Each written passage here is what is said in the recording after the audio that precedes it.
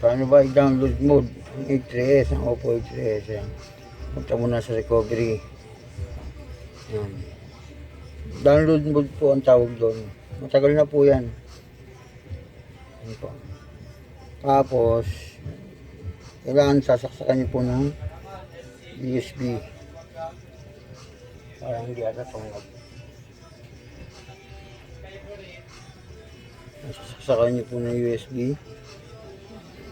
I-click niyo po yan. Yan.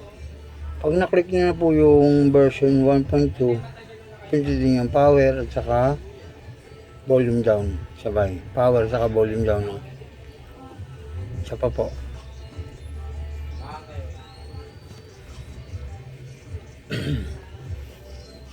Patigas kasi ang power eh.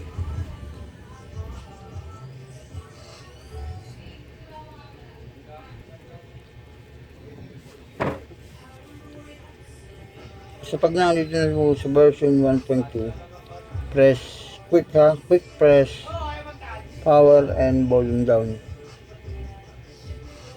Yan po, ayan. Sige po. Patigas kasi power switch kasi. Volume down saka power. Ayan. Ayan. Go to download mode. Ganun lang po kasi ito.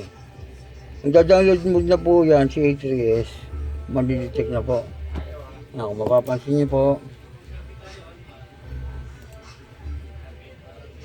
tatandaan niyo po, volume down at saka power button, sabay po mabilis.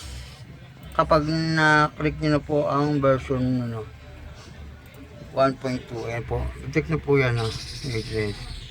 Yan po yung A3s. Tanggalin po natin. Ayan po. Ayan, tinanggal ko na po yung A3s. Wala na po. Ayan po. Ganun lang po mag-download mode ng A3s.